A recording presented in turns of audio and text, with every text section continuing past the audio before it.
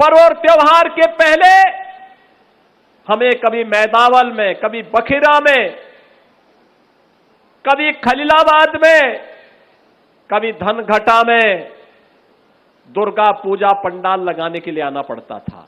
दुर्गा मूर्ति विसर्जन के लिए आना पड़ता था। रामनवमी के जुलूस को, शोभा यात्रा को आगे बढ़ाने के लिए आना पड़ता था।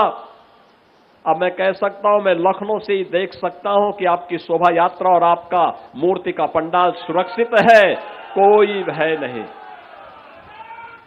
कोई भय नहीं। अब राह चलते हुए किसी बेटी को कोई गुंडा छेड़ नहीं सकता है।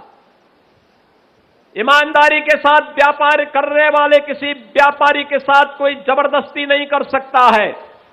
उसे मालूम है बेटी के साथ छेड़खानी की और व्यापारी के व्यवसाय में अनावश्यक हस्तक्षेप करके लूटपाट करने का प्रयास किया तो खामियाजा एक ही होगा, या तो जेल जाना पड़ेगा या जहन्नुम की यात्रा के लिए तैयार रहना पड़ेगा।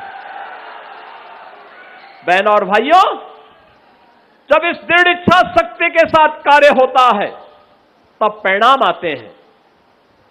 पहले आज जब हम तामेश्वरनाथ धाम की बात करते हैं, कॉरिडोर बनाने की बात करते हैं, तो बहनों और भाइयों, ये धाम में कॉरिडोर बनाने की बात इसलिए हो पा रही है क्योंकि हमारे पास पैसा है।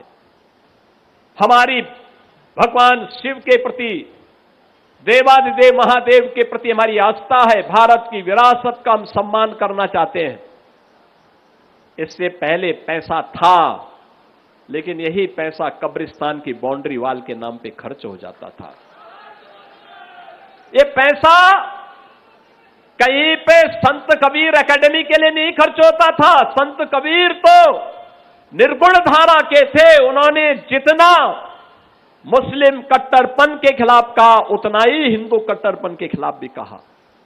लेकिन हिंदू ने उन्हें पूजा है और मुसलमान दूर से भी नहीं छूना चाहता है। यही अंतर है, यही अंतर है।